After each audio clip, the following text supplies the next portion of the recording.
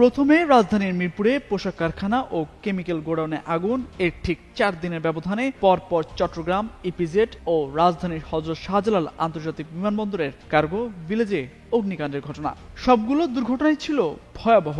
তবে এগুলো কি শুধুই দুর্ঘটনা নাকি নাশকতা, তা নিয়ে উঠছে প্রশ্ন, বাড়াচ্ছে উদ্বেগ।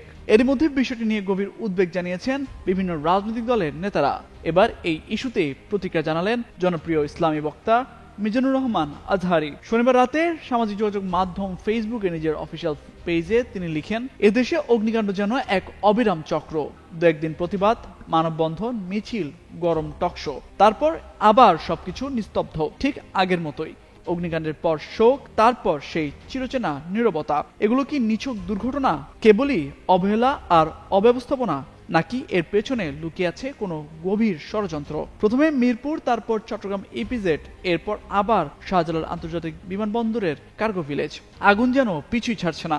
এদেশের অর্থনৈতিক অবকাঠামো ভেঙে ফেলার চেষ্টা চলছে কি? পোস্টে আরো লেখেন, প্রতিটি অগ্নিকাণ্ডের রহস্য খুঁজে বের করার সময় এখনই। সংশ্লিষ্ট কর্তৃপক্ষের প্রতি দৃষ্টি আকর্ষণ করে লিখেন, নিরপেক্ষ তদন্ত করুন, খতিয়ে দেখুন, যথাযথ ব্যবস্থা নিন।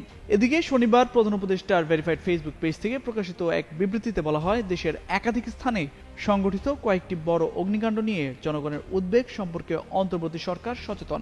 নিরাপত্তা বাহিনী প্রতিটি ঘটনার বিস্তারিত তদন্ত করছে এবং সর্বোচ্চ সতর্কতার সঙ্গে মানুষের জীবন ও সম্পত্তি রক্ষায় কাজ করছে বলেও আশ্বস্ত করা হয় ওই বিবৃতিতে।